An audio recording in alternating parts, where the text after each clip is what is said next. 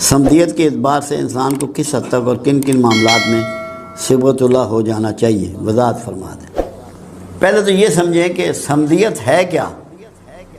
جو کچھ انعامات، جو کچھ نعمتیں، جو کچھ نور، جو کچھ علم، جو کچھ حکمت، جو کچھ دانائی، جو کچھ معاشرہ، جو اس کے اندر اشیاء تمہیں دے رہا ہے، خالق اس کے بدلے میں تم سے کچھ نہیں چاہتا۔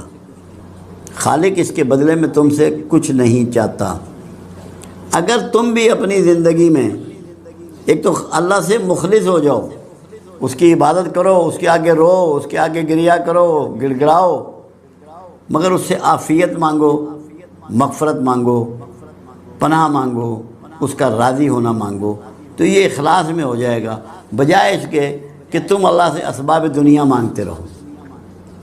یہ بھی سمدیت ہے۔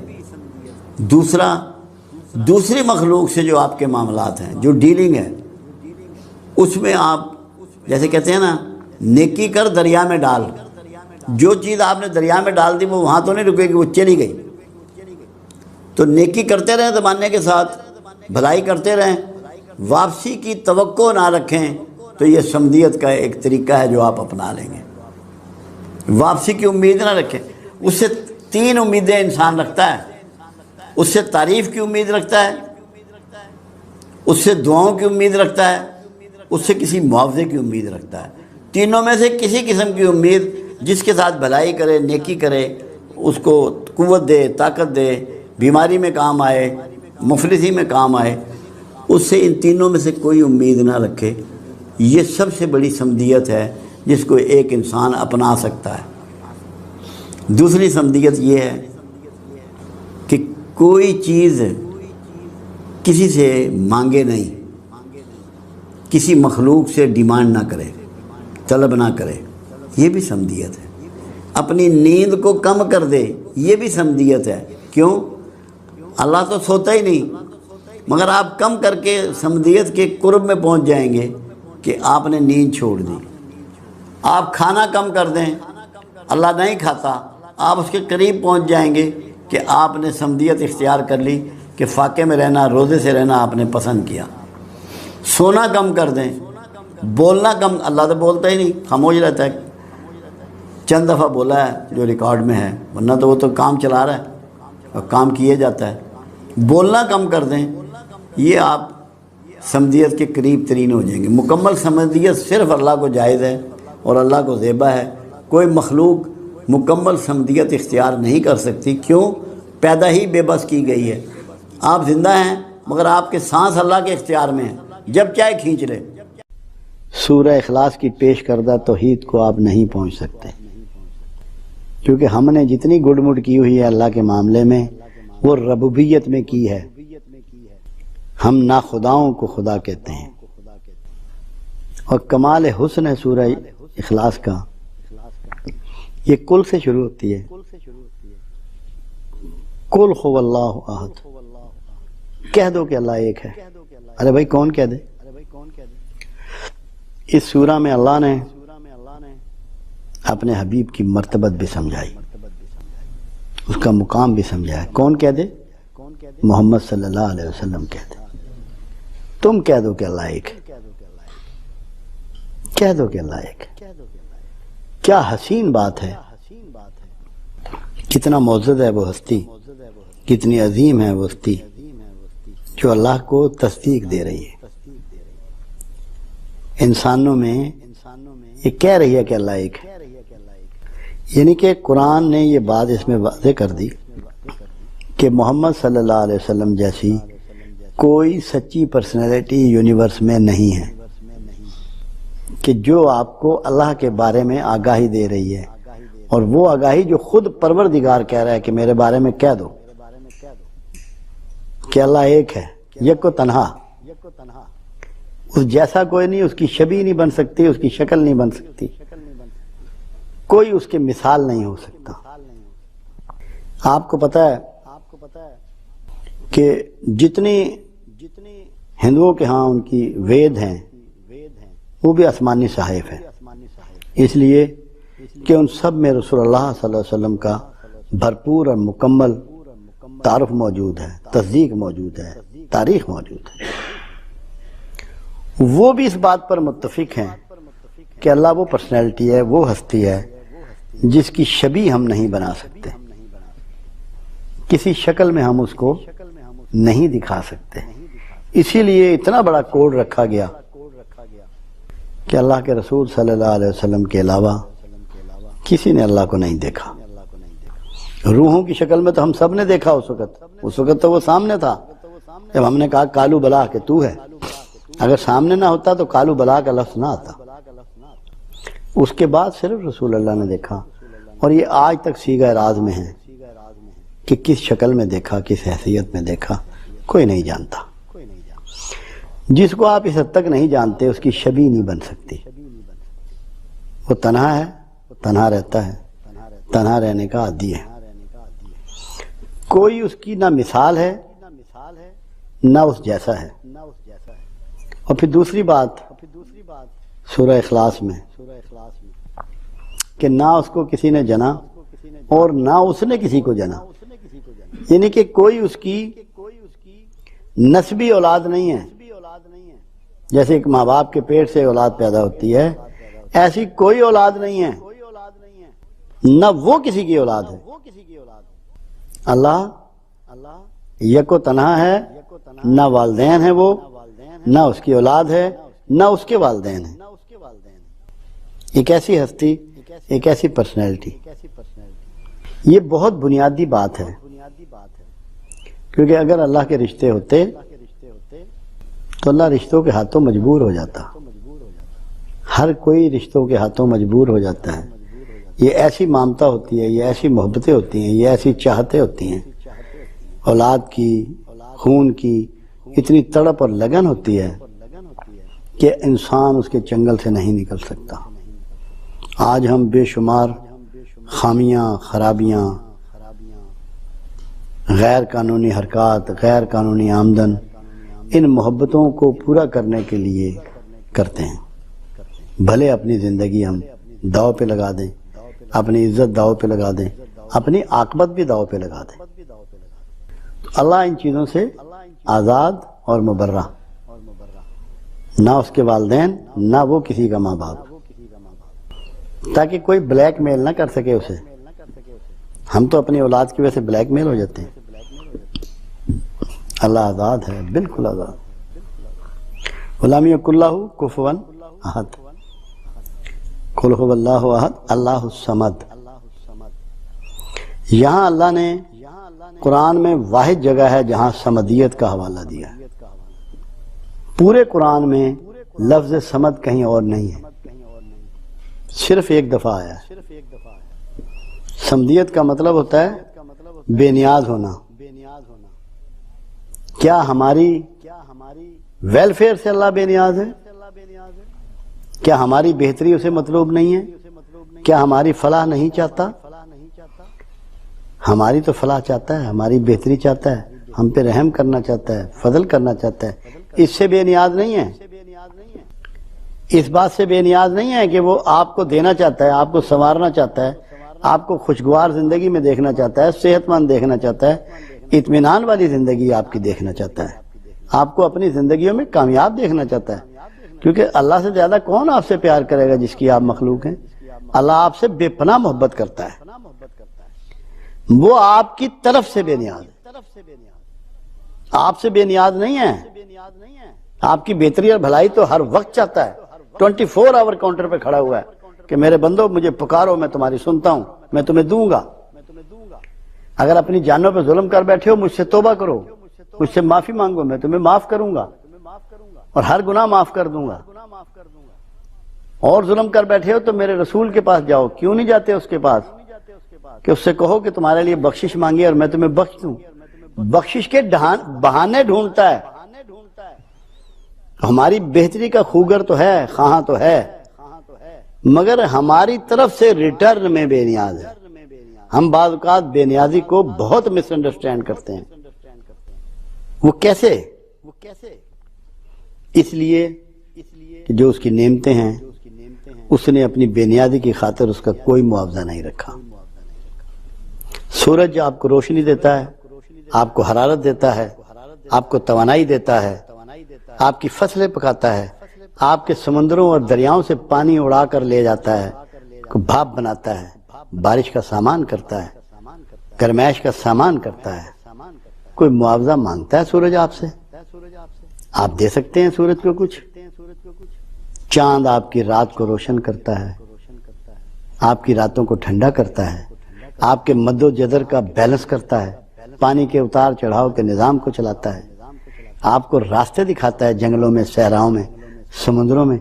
उसने कभी कुछ मांगा आपसे? ये प्यारी हवाएं आपसे कुछ मांगती हैं जो आपको ठंड के पहुंचाती हैं? तितलियां कुछ मांगती हैं, फूल कुछ मांगते हैं, दरख्त कुछ मांगते हैं, लहलहाते खेत आपसे कुछ मांगते हैं, परिंदे और चिड़ियां आपसे कुछ मांगती हैं। ये सब आपको फ्री में है, क्योंकि अल्लाह जो इनामात आपको दे रहा है, आपसे उसके रिटर्न में कुछ नहीं चाहता, आपकी तरफ से बेनियाज है, आपसे कुछ नहीं चाहता। आप अल्लाह को दे भी कुछ नहीं सकते। जब तक आप अंदर से अपने आप को चेंज करने के लिए तैयार ना हो, आपकी जिंदगी की डगर नहीं बदलती। क्योंकि असूल ये है, सबसे पहले इंसान की सोच तब्दील होती है। जब उसकी सोच तब्दील होती है, फिर वो उसके मुताबिक इरादे बांधता है, प्रोग्रामिंग करता है, फिर प्रोग्राम तब्दील होता है, फिर तीसरी कैटेगरी में अमल आता है, फिर वो उस प्रोग्राम पे अमल करता है। जब तक सोच ही ना बदले, अंदर फीलिंग ही डेवलप ना हो, तो कभी भी बंदे में तब्दीली नहीं आ सकती। उमर फारूक रज़ी अल्लाह ताला अन्हु जब तलवार लेके दारे अरकम की तरफ आ रहे थे, और उसकी दरवाजे की जो एक वो गैप जो होता है, उसमें से लोग उनको देख रहे थे, और रसूलुल्लाह सल्लल्लाहु अलैहि वसल्लम से फरमा रहे थे कि या रसूलल्लाह, उमर आ रहा है नंगी तलवार लिए हुए। फरमाया आका ने कि आने दो, क्योंकि अल्लाह के रसूल को पता था कि इसकी सोच बदल चुकी है, इसकी सोच बदल चुकी है। उसके बाद इरादा बदलना था, और फिर इरादा बदला, और फिर सारी कैफियत बदली। जब तक आपकी सोच तब्दील नहीं होगी, आपका अंदर तब्दील नहीं होगा, भले आप सारा दिन काबे में पड़े रहें। अबू जेल सारा दिन काबतुल्लाह के अंदर सोया रहता था। यहां फर्क नहीं आया तो प्रोग्राम में भी फर्क नहीं आया। जिसको ये आरज़ू है कि मैं अपने आप को बदल डालूं, अल्लाह के अच्छे और पाक लोगों में और मुकद्दस लोगों में और मुकर्रब लोगों में मेरा शुमार शुरू हो जाए, वो अपनी सोचों पे गौर करे, वो देखे कि उसका दिल किस तरफ माइल है, उसके दिमाग में क्या ख्यालात आते हैं, किस हद तक वो गौर व फिक्र करता है। जब उसकी सोच बदल जाएगी, उसके अंदर के से वो उसमें ये इस बात पे एग्री कर जाएगा कि मुझे अपने आप को तब्दील करना है। उसका लिटरेचर बदल जाएगा इमीडिएटली। जो किताबें वो पहले पढ़ता है वो कुछ और पढ़ने लग पड़ेगा। उसकी संगत बदल जाएगी, जिन लोगों में वो पहले बैठता है उनको छोड़ देगा, ऐसे लोगों के पास चला जाएगा कि जो उसके प्रोग्राम को नए अंदाज में मैनेज कर सके। उसका लिबास बदल जाएगा, लोगों के लिबास भी बदल जाते हैं।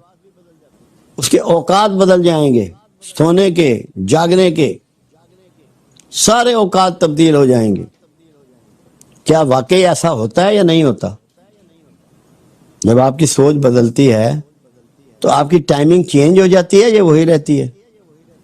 आपकी टाइमिंग बदल जाती है, जागने की, सोने की, सोकर उठने की, खाने पीने के अंदाज बदल जाते हैं, आपका जाहिर बदल जाता है। जब आप ये इरादा कर लें कि मैं अपने आप को बदलने के लिए तैयार हूं। जो लोग तैयार नहीं थे वो सारे मारे गए, वो सारे मारे गए, एक भी नहीं बचा उनमें से। اور جو تیار ہوئے وہ سارے اصحاب رسول بنے، مگر تیار آپ کو بہرحال اپنے آپ کو خود کرنا ہے۔ اگر اللہ آپ کو تیار کرے تو ایمان جبر ہو جائے گا، دین جبر نہیں ہے۔ اللہ کہتا ہے چاہے میرا شکر کرو چاہے میرا انکار کرو، جو تمہاری مرضی ہے کرو، میں تمہارے ساتھ زبردستی کرنے کے لیے تیار نہیں۔ آپ ہدایت اللہ سے طلب کرتے ہیں، اگر وہ خود ہدایت آپ پہ فکس کر دے، لاگو کر دے، تو پھر چوائس آپ کی ختم ہو جاتی ہے۔ دین آپ کی چوائس پہ چھوڑا گیا ہے، چاہے اللہ کا انکار کرو چاہے اللہ کا شکر کرو، چاہے اسے مانو چاہے اس کا کفر کرو، یہ لبرٹی دی ہے اس نے آپ کو۔ تو جو خود کو تبدیل کرنا چاہے گا اپنا رویہ بدلے گا، اس کی سوچ بدلے گی، اس کا ارادہ بدلے گا۔ مگر ایک بہت خوبصورت بات شمس تبریز علیہ الرحمہ نے کہی کہ جو لوگ اپنی تجدید کرنا چاہتے ہیں، نئی زندگی میں داخل ہونا چاہتے ہیں، نئے انداز میں جینا چاہتے ہیں، نئے افکار کے ساتھ جینا چاہتے ہیں، نئے دین کے ساتھ جینا چاہتے ہیں، نئے لوگوں کے ساتھ جینا چاہتے ہیں، عظیم بننا چاہتے ہیں، تو پھر انہیں ایک طریقہ اپنانا پڑے گا، وہ ہے موتا قبل از موت، موت سے پہلے مر جانا۔ اولیاء اللہ کا یہ سبق رہا ہے ہمیشہ۔ موت کیا چیز ہے کہ جب آپ میں خواہشوں کی تکمیل نہ کر سکیں اور خواہشیں آپ کی دم توڑ جائیں۔ خواہشوں کا دم توڑ دینے کا نام موت ہے۔ تو موت سے پہلے مرنے کا مطلب کیا ہے؟ اپنی زندگی میں اپنی خواہشوں کی موت کر دو، خواہشوں کو مار دو۔ جب تم خواہشوں کو مار دو گے تم موت سے پہلے مر جاؤ گے۔ جب موت سے پہلے مر جاؤ گے تو امر ہو جاؤ گے۔ دو موتیں نہیں آئیں گی۔ خواہشیں چھوڑ دو۔ میری ایک کتاب تھی اللہ مل سکتا ہے، اس کی رسم افتتاح تھی، تو بانو کسیہ مرحوم کو بلایا تھا، بیمار تھی۔ میں نے انہیں کہا کہ آپ سٹیج پہ بیٹھ جائیں، کہنے بابا جی آپ نیچے بیٹھے ہیں تو میں تو سٹیج پہ نہیں بیٹھ سکتی۔ میرا انہوں نے احترام کیا، میں اوپر آ کے بیٹھ جاتا ہوں۔ میں بیٹھا، کہ نہیں مجھے آپ بس ایک لمحہ ایک بولنے کی اجازت دیں اور پھر میں جاؤں، میں کھڑی نہیں ہو سکتی، بہت بیمار تھی۔ اللہ مل سکنے کی بات ہو رہی تھی تو انہوں نے ایک ہی جملہ کہا، صرف ایک جملہ، ایک کرسی ہے جو خواہشوں کی ہے، جو خواہشوں کی کرسی ہے، وہ کرسی تو خالی کر دے، اس پہ اللہ آ کے بیٹھ جائے گا۔ اور چلی گئی۔ اس جملے میں اس نے یہ سمجھا دیا کہ موت سے پہلے مرنا کیا ہے۔ ترک خواہشات، اگر خواہشیں ترک کر دی تو تم موت سے پہلے مر گئے، اور جو موت سے پہلے مر جائے وہ امر ہو جاتا ہے، وہ کبھی نہیں مرتا۔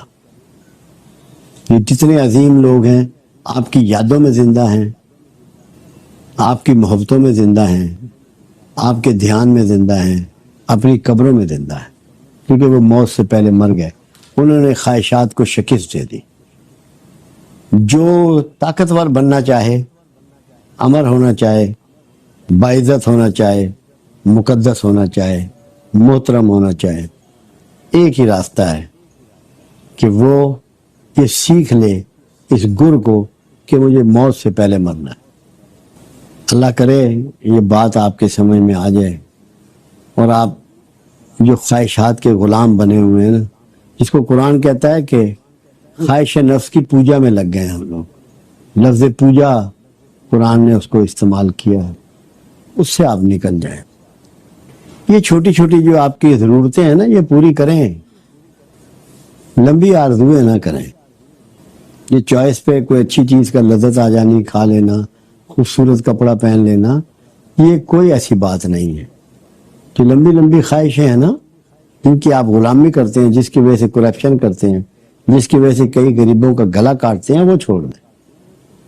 جب آپ اپنی ذاتی خواہش کو تکمیل کرنے کے لیے یہ نہیں سوچتے کہ آپ کے ہاتھ ظلم سے رنگے جا رہے ہیں، آپ کسی کا بہت بڑا نقصان کر رہے ہیں، اس کو ذلت اور اذیت میں مبتلا کر رہے ہیں، وہ ترک کرنا ہے، اس کو چھوڑنا ہے، جس میں آپ ظالموں میں کھڑے ہو جاتے ہیں۔ سب سے بڑے محبت کرنے والے دو ہیں، ایک اللہ ہے اور ایک اس کا رسول ہے۔ اللہ نے اپنا تعارف ہر جگہ رحمان الرحیم کے طور پہ کرایا اور اپنے رسول کا تعارف رحمت للعالمین کے طور پہ کرایا۔ جب آپ ان دونوں سے جڑ جائیں گے تو یقیناً آپ میں محبت پیدا ہو جائے گی، اور ان کی محبت کو پروان چڑھایا انسانوں میں انہیں اولیاء اعظام نے، جن کو لوگ عرف عام میں صوفی کہتے ہیں۔ ان میں سے کسی سے وابستہ ہو جائے جو صحیح معنوں میں صوفی ہو، تو کوئی وجہ نہیں ہے کہ آپ کے سینے میں محبت نہ بھر دی جائے۔ محبت کا پہلا اصول رحم سے شروع ہوتا ہے۔ جب آپ دوسروں کی، آپ کو جو تکلیفیں دینا ہے، آزار دینا ہے، دکھ پہنچانا ہے، اس پہ برداشت کرنا شروع کر دیتے ہیں اور ان کو معاف کرنا شروع کر دیتے ہیں، تو آپ یہ سمجھ لیں کہ معافی آپ کے اندر بڑھ گئی، تو آپ کے اندر محبت بڑھ گئی۔ بغیر محبت کے آپ کسی کو معاف نہیں کر سکتے۔ معافی سیکھ لیں، درگزر سیکھ لیں، تو محبت سے گونجے جائیں گے آپ۔